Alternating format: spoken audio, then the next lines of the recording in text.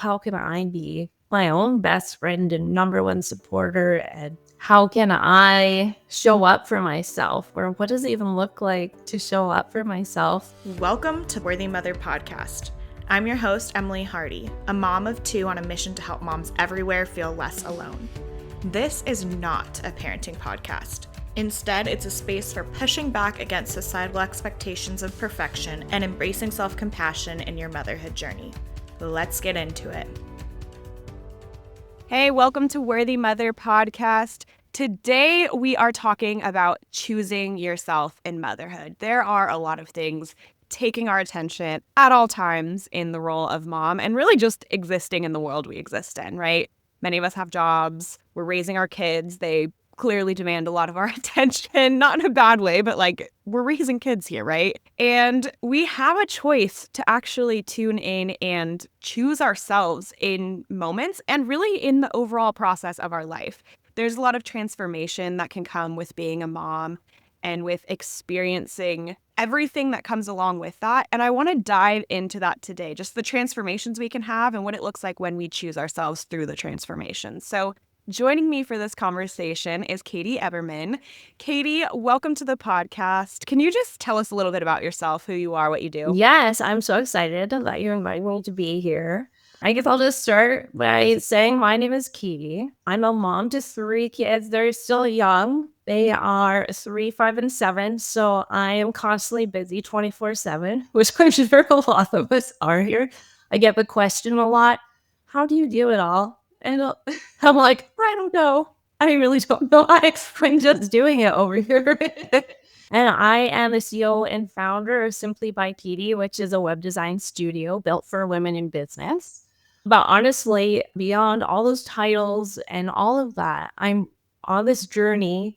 I like to call it the greatest journey of my life, really. I am learning to choose myself. And the phrase that I've really written down so many times that I look at all the time is loving myself fearlessly and learning what it looks like to choose myself first, especially in motherhood. Oh, I'm so excited to get into your story a little bit more because we've talked in the past just, in the DMs. I know there's a lot of parallels in what we're going through in life and the transformations. We both are running businesses and raising kids. My kids are 4 and 7. So I'm right there in it with you. We are. And I relate so much to that idea of like learning to choose yourself, because I think for so many of us, that's not something we did. So we're going to get into all of that. I know you've experienced a lot of life transformation since becoming a mom. Like you've, in the last 7 years, been on quite a journey. And I think that's something a lot of moms can relate to. Can you just tell us more about your story? Yes, totally. Honestly, so before I even became a mom, I went to university. I got my undergrad in anthropology, actually, which is one that like no one really knows about. And they're like, cool. Like, It's pretty cool. But my identity then was really just on being a successful professional woman and building my career. And when I became a mom, it is crazy that I was only 7 years ago.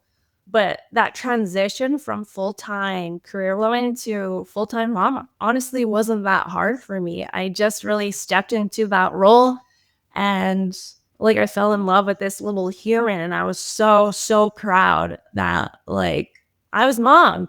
I didn't realize really until I had my second son that that's actually who I was. I was mom. Like I didn't know who Katie was. I didn't know what I liked anymore. I didn't honestly choose myself at all.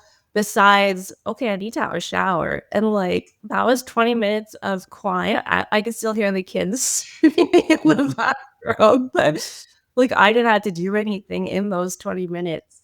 And really, the first time that I had to choose myself outside of this identity of mom was when I was going back to having to choose what I wanted to do for work because I was coming off of maternity leave. And up to that point, I didn't have to worry about finances, money. How was I going to help support the family? Because there was 2 of us doing it together. And like, I never worried about it. But I had this feeling and it kept coming. Like I'd go for walks with the kids. And I would go to sleep at night and I would wake up, just like, there's more for me.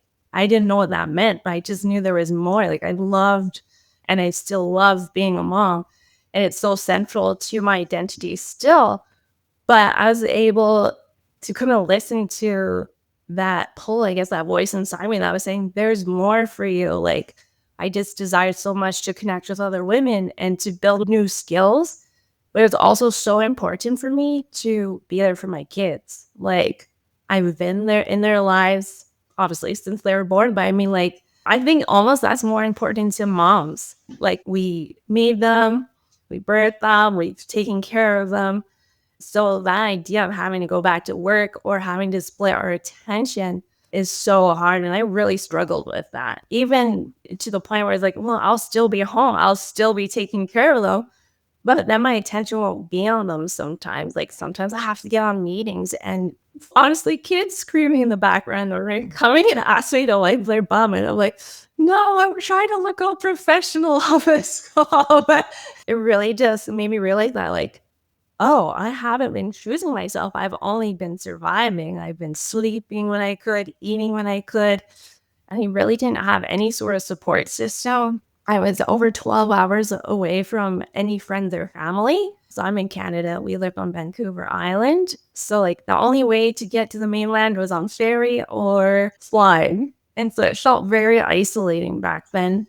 But I guess moving forward to about a year and a half ago is really the biggest transition and shift in my life happened was when, oh my gosh, it's so hard to like still share this because even in my day-to-day life, like I'm surrounded by families, I'm surrounded by two-parent households, and like people are just very curious. They want to know, like, so what's your situation? Oh, where's mom and dad? And but a year and a half ago, I separated from my partner, and we were together since I was 18.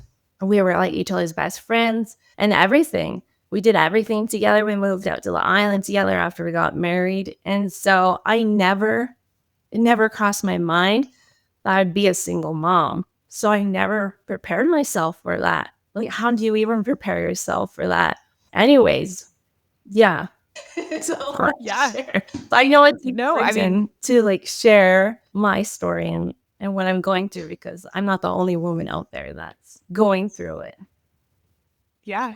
I mean, obviously, I relate to that. I was with my kid's dad since I was 17, and But we yeah, separated about a year and a half ago as well. And it really is one of those things where, first of all, in my life, I'm so grateful for like the growth that that transition has given me and my ability to like step into this new version of myself and choose myself, right? Like coming back to the theme of this conversation, I've really learned to choose myself, but it is one of those things that like you don't prepare for it. You can't prepare for it because you think that like you're in something that is like you intentionally decided to have children with this person yeah. and build this life together. And when that changes, even if it's a great thing in your life, it's still like, how do you handle it? How do you handle those conversations with people who you may not even know? And then now this is what they're learning about you. And it's just a weird experience. I'm right there with you. And I love getting to talk to other moms who've experienced it too, because it really, I don't think I could have known before experiencing separation just how disorienting it would be. Not even in the like necessarily the transitions within the home, because that's obviously massive, but it really is that like how you interact with the world changes as well. And it's like, whoa, didn't realize that was going to be a thing. Yeah, I didn't realize how much people, like the way that you present yourself to people, especially as a mom, is like, oh, like I have this many kids, or like it's me and my partner, or we do this as a family. But like those are the first things that come up in a conversation when you meet someone new, especially when you're like at a school event or like something like that, or parent teacher interviews. That was a whole other thing. Yeah. I literally Yeah. leaned so much on the teacher without knowing it. But she was going through something similar actually. So I think she Okay. could spot it. And then she was giving me so much kindness. But I remember like crying in parent teacher interviews when she told me I was like doing the job. I bawled and I was like, oh my gosh, I thought I was fine. And you're like bawling in parent teacher interview for this. You never know when it's going to come up. You never know what the thing's going to be. So I'm wondering if you can share with us a little bit more what it's looked like to choose yourself as a mom. Yes. So I guess I would say after the separation, I moved back home. And so it was so weird. I was instantly just surrounded by a supportive community. I had my mom and brother nearby. I ended up living with my brother. Like, no question. He was like, "You're coming here." And I was like, "Oh, wow." And like, I had this space to not be okay for a while. It was about 9 months that I was with him. And I always think of it. It was funny. I think I started feeling better a few months in, like 4 months in. And I didn't feel so much like survival mode anymore. It felt like, oh, like I have people around me. They really care about me. And I think I just started to see my worth in the way that other people are seeing me. Or they would say things to me like, "You're doing such a great job. I don't know how you do it." Or like, "How do you put all 3 kids to bed at night?" Let me tell you, it's a journey every night. And people recognizing my strength and what I was doing every day when I just thought I was surviving, them pointing out to me, I was like, oh, I'm already choosing myself and just not being okay and like feeding us whenever. The kids actually really like cereal, so I'm really lucky. That's like Perfect. cereal for dinner. Easy. And then it just started like, okay, I knew I had to support the family. That was another really big thing that I had to overcome. I was like, I've never even supported myself. Like when I moved out when I was, I don't even remember, 18, 19, I did that with my ex-partner. We did that together. So I didn't even know what it looked like to support myself, never mind 3 kids. So there was a lot of pressure on myself to like figure out that next step. And so I started applying for full-time jobs. And I just wasn't at this space. Like I was still doing my business. I still had, I'll back up a little bit. I was a virtual assistant back then. That's how I started. And so I still had a few clients, but it was nowhere near like what I need to support the whole family. And like, I was like, I don't know how to live on my own. And I don't even know what I like what kind of place do I want to live in and what kind of stuff. Like I didn't really have anything from after the separation. We just had a few like toys and like I had a bed. But other than that, I had nothing else. So I was so overwhelmed with figuring that all out. But it just started really, really small. So I got the job. I started looking at apartments. And I really just would ask myself, like, what do I want? What do I want for me and the family? And I ended up looking at an apartment that I live in now. And it's just this really safe space for us all. It's like really bright and we've got a really beautiful view out of the window. But I realized like those things were important to me. Like I wanted a home and I wanted to feel safe and secure. It was really beautiful because once we moved in, the kids just automatically felt like at home. And they, even to this day, are like, are we going to live here forever? I was like, I hope so. We're going to be here for a really long time. So like hearing that, I was like, okay, I'm doing it. And just like keep moving forward and doing those are big things. But yeah, acknowledge it for what it is. I was like, that's actually a big thing that I did. But I proved to myself that I could do it. And I couldn't let doubt scare me or fear scare me. Like I couldn't think like, what if I can't find a job or what if I can't support us?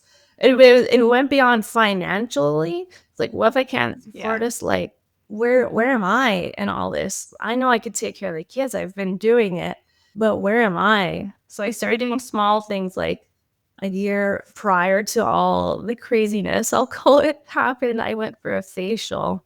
And I had this beautiful skincare that they use on me. It was like really luscious, thick creams. And it just smelled like paradise, honestly. And I remembered the way my skin felt and how I felt. I knew that I was transforming on the inside, but on the outside, I still felt like I looked really tired. I didn't recognize myself when I look in the mirror. I was like, who is that? That's not me. So I got the skincare and I started making a ritual of it every morning, every night, putting it on and just kind of tucking away when the kids were playing quietly. And I was like, hey, this is for me. And I started feeling better. And then I bought myself some new clothes because I hadn't bought myself any clothes since maternity. And I'm starting an office job. I don't know what I'm going to wear. I can't wear leggings. So I invested like in nicer clothes that just made me feel pretty and like myself again.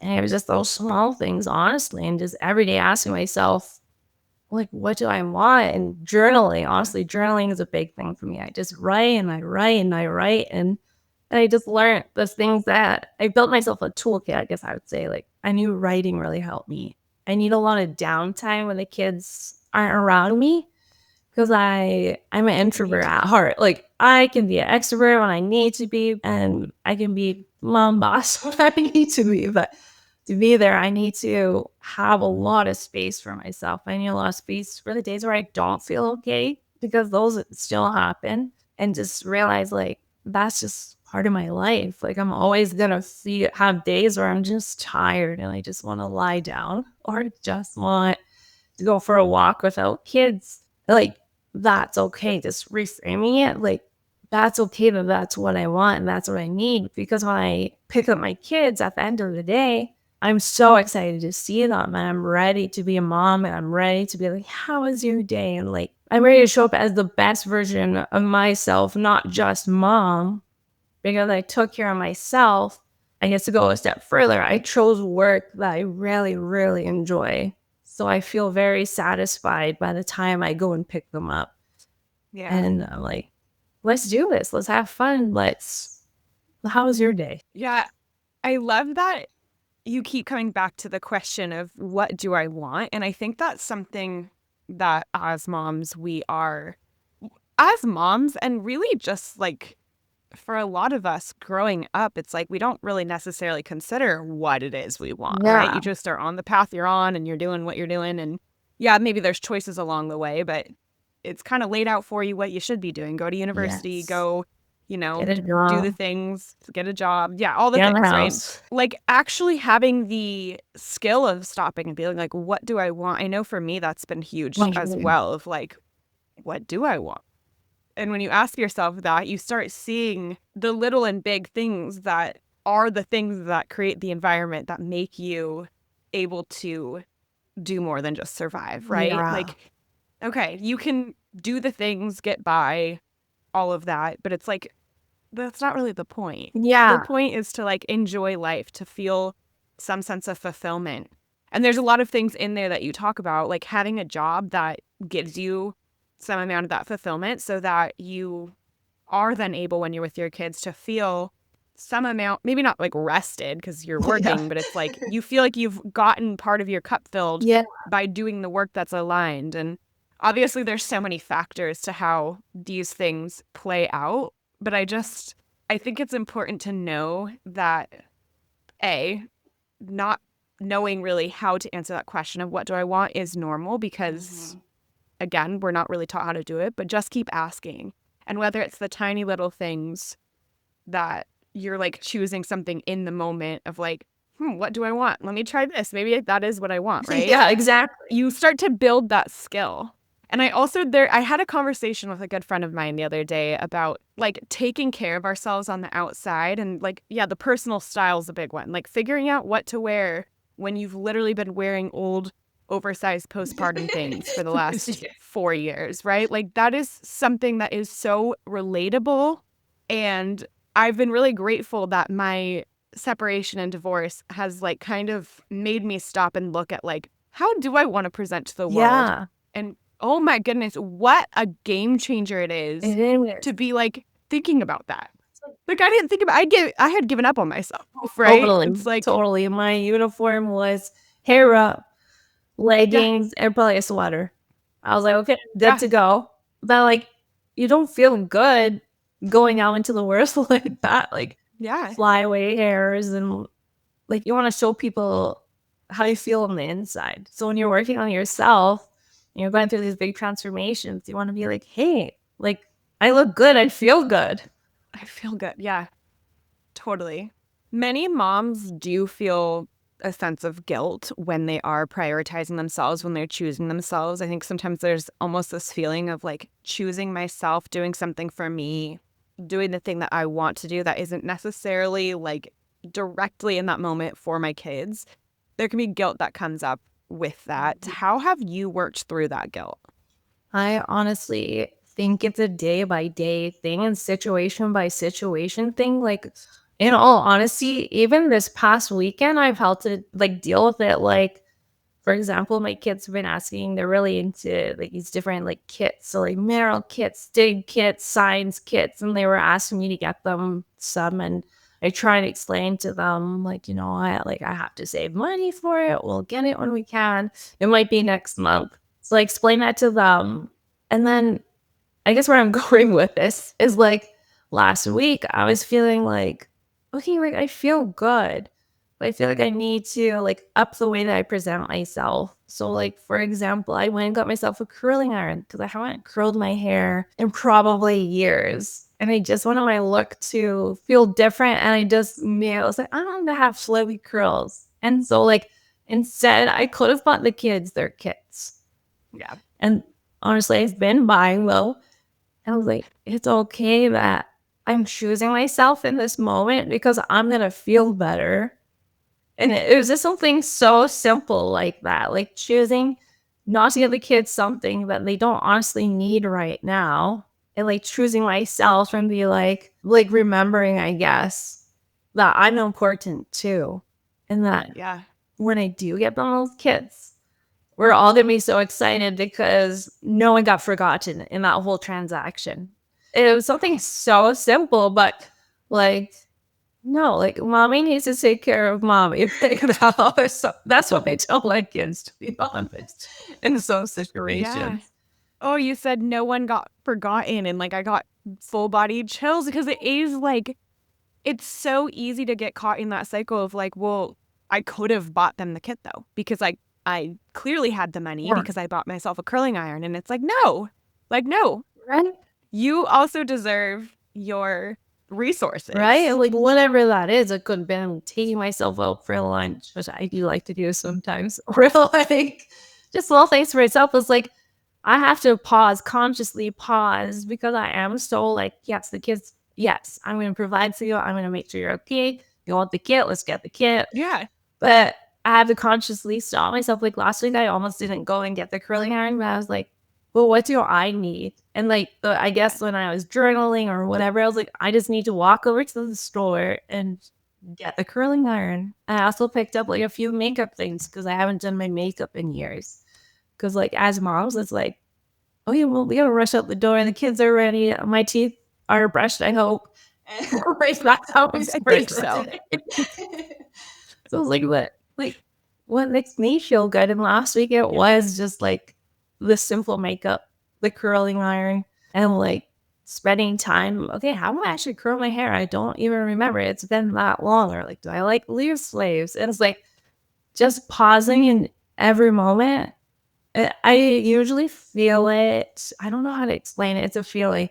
It's like I can't push through this right now. I have to ask myself the uncomfortable question. What is it that I actually need right now? Yeah. And I don't always listen to myself, but when I do, I realize like I feel better.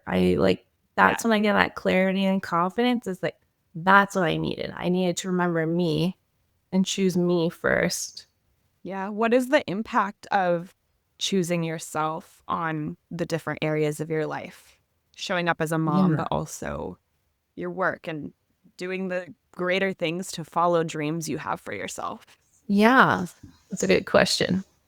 I feel like the greater impact is that I keep pushing myself forward to bigger goals then, or asking myself even deeper, what do I want questions? And it's getting further out. It's like, I have this dream of taking the kids to Mexico, and that's just like having a great time. Because my mom did that for me and my brother when we were growing up. I was like, I want to recreate that for them. But like a year and a half ago, I would have never even thought of that. Or like I would have had the thought and be like, no, that's too crazy. Yeah. It's like I am getting to the point where I can dream bigger, and like I'm getting comfortable in doing the small things daily. And like an example in my business is like I kept saying, I want to blog or I want to connect with women. And I would keep saying that. And I would like meet up with other women in business, and I would keep saying that. And then eventually I just did it. I just started blogging. I just figured it out. And it wasn't actually, I thought it was the skill that I was missing, but it was actually the confidence that I was missing. So then once I started doing it, I was like, that was easy. Like, what was I stopping myself for? You know? Yeah. Yeah. That confidence piece is obviously massive in anything we do. And I kind of want to get into that a little bit. No. Maybe even looking at identity shifts, how your identity has shifted in kind of those maybe pre-separation transitions of going from work to being like the primary caretaker for your kids. And then you go through just a completely other transition into being a single mom who's now like figuring out how to provide for the family and Yeah. all of this. And along with those identity shifts, how your confidence has been and if there's anything you've done to kind of rebuild that. Yeah. I'm going to be honest. So I was a pretty confident person when I was building my career. Like, I feel like I'm actually back to that point of like level of confidence and that it tightened a bit because of everything that I've gone through. But after the separation, around the separation, like I had no confidence. To be honest, I didn't want people to really talk to me or look at me because I didn't even know how to have a conversation. I've been taking care of kids. Like, I know how to talk to a kid now. Fair. Right. Once I started working full time and I was around other professionals, that I actually realized how little confidence that I had in myself. And I was like, I don't even know how to explain it, I guess. It was just this epiphany almost. It's like, well, where did all that confidence go? Like, it just like drained right out of me. And I would say I have had a really good friend who I've been able to talk to through everything. When we voice memo, we leave the 4-minute long voice memos back and forth, and like just talking about my fears and my anxieties and like what I thought I couldn't do and giving those a name and having this someone talk to me, like to just say it like back to me and like, you've got this, or like giving me that encouragement that I needed. Like she could see in me what I couldn't yet see, but I could feel it in there. That was really transformative to have. And having that friend, I was like, she believes in me. She knows everything and she still loves me and she's still, encouraging me. So I started like, how can I do that for myself? How can I be my own best friend and number one supporter? And how can I show up for myself? Or what does it even look like to show up for myself? And so really the greatest transformation, I would say, for me was when I got my own place and we were in here for a few months and the conversations of the people around me started getting easier. The first question wasn't about my separation or how the kids were doing. It was more just about everyday life or people sharing their life with me. Like it just felt like a weight was lifted. I was like, oh, there you are. I found you. And like I get these little sparkles or glimpses of who I am. And then I just go with it. And I've had to deal with a lot of fear in the last year and a half. But then I say, but look, you did it. You put the 3 kids to bed every single night, or you got your own place, or you started blogging, or like you've already done that. What else can you do? Ooh, I feel like I'm getting shivers because I'm like, that's truly how I feel now. Now when I look at myself, I'm like, there you are. I see you now. And that just feels good. I just want every other woman to feel that way. I love that comes into my work now because it's like, I want women to shine online and show their best foot and like show their talent. And it wasn't until I started surrounding myself by other women and having conversations with them that I saw, oh, wow, women can do anything. Literally, they can do anything and they can choose anything. They can be anything. And yes, actually, they can have their dreams and be a good mom. That is possible. And like, let's normalize that. Like, moms can have dreams too. And that's what's going to inspire our kids to go and be the teachers or go and be the scientists or whatever they want to be because they see us doing it. And like doing it, I think, be in fear, still doing it. Yeah, absolutely. You keep bringing up the idea of like fear being there, and then it's not even like a do it anyways. idea. It's like more just like you have the fear, but like you do it. Yeah. And I've showed this before. I've talked about this before on the podcast, but I have a tattoo right here. It says Without Fear. It's an album that I love. And I got it actually before, like I got it in 2023. Yeah. So like within a year before Yeah. my separation. But it was kind of, I was stepping into this place of like, yeah, there is the fear, right? Like there's the fear in everything. I'm a anxious person. I identify as that, like always seeking stability, all these things. And it's like the fear's there and I don't really need to like do anything about it being there, but it's like not letting the fear come along with me on all the decisions I make. Yeah. And I think that like really is coming forward in this conversation of like choosing yourself doesn't mean that the fear is not there. It doesn't mean that the lack of confidence isn't there. And I think with all of that you explained, it's like seeing that there's the piece of like being in community and being able to have things about yourself reflected so you can see it from other people first. But with all of that, even when the confidence isn't there and even when you feel so lost from yourself, trying to do the little things to choose yourself, even if that's hard to know what it is, you're doing those things, you're showing yourself a little bit of love and compassion in choosing yourself in even the smallest moments. And then you get those little glimmers of, oh, there's something here that like I can feel like myself, even if it's in this moment. Yeah. I'm starting to feel that. And I don't know how old you were when you had your first child, but I imagine just with like how long you were in a relationship that you can probably relate to like the idea. For me, it's like a big thing of like, it's not really getting back to something. There wasn't some version of me in the past that had found it. Like that's true. I don't know who I am outside of this partnership. So I'm not even relearning it. I'm learning it for the first time. Yeah. Wow. Yeah. No, that's so relatable. That is spot on.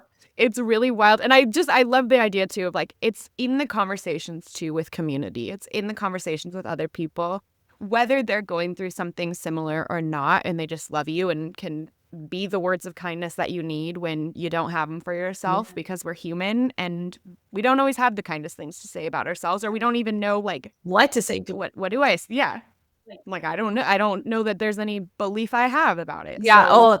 Oh my gosh. Totally. I was like, I don't believe in anything. I was like, I don't know. I just wake up, take care of everyone, go to bed. Like, and you can fill your day with that. Yeah, right. What would you say to a mom who feels stuck or feels afraid to make changes or pursue her dreams right now? Whether that's somebody who is in a situation where they're dealing with like massive life change or not. Yeah.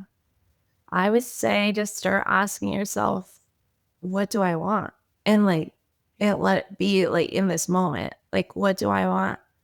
I want a sandwich. Like literally. Or like, I want to have a deep conversation with a friend right now.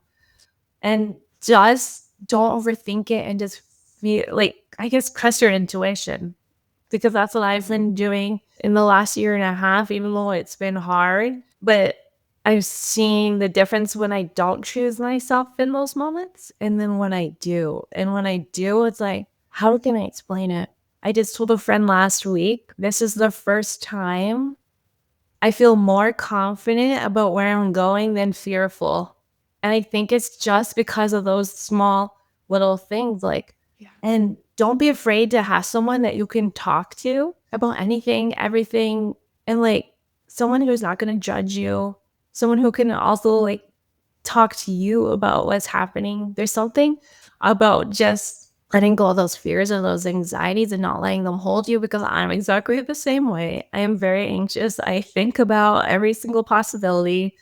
I lay it up at night worrying, and then that's when I'm like, okay, dial it back, come back to me, do whatever. Movement really helps me. It's like, do yoga, literally go for a walk.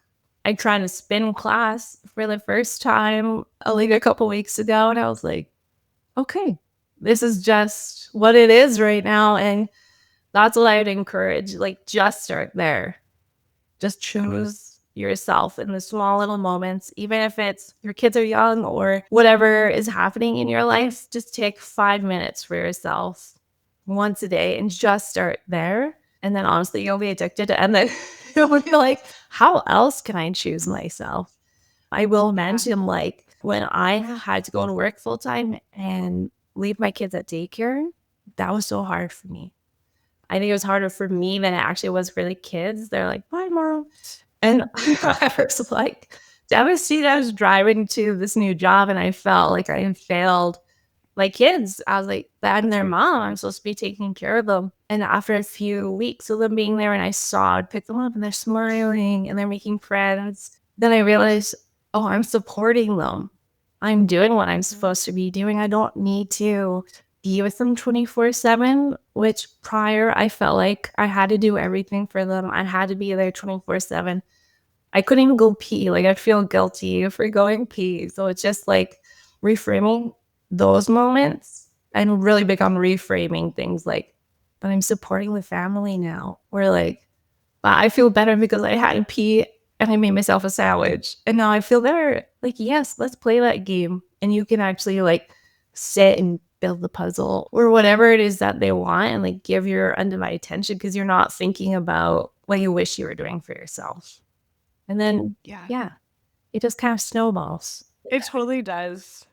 When you said like you get kind of addicted to it, it's like I realize when you said that and like, I feel like I've gotten to a place where I am consistently choosing myself. Yeah. And it no longer feels like choosing myself means like I'm not choosing my kids. Yeah. Because like I think that kind of, it sounds like two separate things. And it's like actually like that's not even like kind of the reality of it. It really is. Going back to something you said before, it's like nobody's getting forgotten in that. And it's like, it's actually been the best way I can show up for them. And also when I choose to go see live music on Saturdays and they're coming along and there's like other kids there and they're playing and having fun doing their own thing and I'm, enjoying time with my friends and family, that's a choice that I made completely for myself, knowing that like it would be somewhere we could go where they would also have fun, because if they wouldn't, then it probably wouldn't be that enjoyable for me either. But it's like, just because I made that decision for me doesn't mean they don't also enjoy and benefit from that decision. Exactly. And I think there's so much in here. I'm obsessed with this conversation. As I am too. These are the types of conversations that I love hearing, having, and like they just fill me up. Yeah, it's important that we're having the conversations. I mean, as you said, the connection and having things reflected back to you is hugely important. Right. It's in those small moments. Someone, I'm not explaining their day. That's like, oh, light bulb moment for me. That's why I was feeling that way. Or something like something totally unrelated, or that's what that feeling actually meant. Yeah. It's really, it's a cool journey. I would say being a mom has been the best thing that's ever happened to me, hands down. But it's also equally the hardest thing because it's challenged me on so many different levels. But I wouldn't choose any other way, to be honest. Like, this is how I choose. If I had to choose again, I would choose it all again. Because it means, like, I wouldn't be me sitting here with you having this conversation. Oh, I feel that deeply. Like, I could have said the exact same thing. I feel that deeply. I would do the crying all over again. No, I do it all, every moment of it, because I needed it. Yeah. What a place to be. Like, what a place to get to. Right? And I agree. Really, really cool, and like something definitely worth celebrating. Yes. So I love asking this one question at the end of every episode about self-care. I think it's wildly important that we take care of ourselves as moms and just normalize that. Obviously, we've talked a lot about the ways to choose ourselves, but I'm wondering just in general, how do you take care of yourself, and what advice do you have for moms to make sure that they're also caring for themselves regularly? I would say something that really helped me is like starting my day off almost like with a ritual. Basically, like you spend the first part of your morning like in silence, meditation, visualization. It doesn't really matter what it is that you do in the morning, but honestly, just spending an intentional, whatever amount of time you have, 5 minutes, half an hour, 2 hours, just on whatever makes you feel good and whole. So like for me, I like to start my day off reading. I'll have my coffee. I like to do some sort of movement, literally, even if it's just stretching in the morning while I'm waiting for the coffee. It just like gets me in the right mode, I guess, so that I can make the lunches and get the kids off and then start my day. Just lots of small little rituals throughout the day. Like I like to journal throughout the day, especially if I feel like I have a blockage or something. I'll journal through it and try not to put a lot of pressure on it, just write. And then just express a little gratitude at night. Like, okay, today, you know what? I made an amazing dinner, or I'm so grateful that I just got everyone where they needed to be, and just like be grateful for those small little moments. And I swear, just that practice alone that I started a year and a half ago, like really helped me find clarity. And just knowing that I'm going to spend that time intentionally for myself every single day. Every morning in particular is really important because it just sets the tone for the rest of the day. And it doesn't have to be crazy like, oh, I have to read half an hour, or literally sometimes I read one page. I'm like, yeah, I'm good. I did it. I did the thing. Yeah, exactly. And like spend a few minutes to like this morning, straighten your hair, or like put on a nice lip gloss. Like small little moments like that. They go a long way. Yeah, it's the choosing you, right? Yeah. Like it comes back to that. It's like, it's not necessarily the thing that you're doing. It's not necessarily the straightening the hair. It's the fact that you wanted to straighten your hair. And you did. And then you did. Yeah. And then after you're like, okay, I'm glad I did that. Cool. Yeah. Like I feel good. That's how I feel. I always have my nails done these days. And I feel like that's a big thing for And me. They're yeah. press-ons. It's like, it's not the act of getting my nails done. It's not that at all. It's literally just, I have my nails done. Yeah. And it's for me. Yeah. It's so and it funny makes you me mention feel good. that, because I just started doing that too. And I was like, Love it. I just want to have pretty nails. And there's no other reason. And they're like, you see them all the time. So it's like the benefit is there. It's cool. I got my really little good. And I was going to Halloween. say, I love your nails. I love my nails too. Katie, where can listeners connect with you and learn more about what you do? Yes. I am active on Instagram. So if you just look for Simply by Katie, it's simply _by Katie.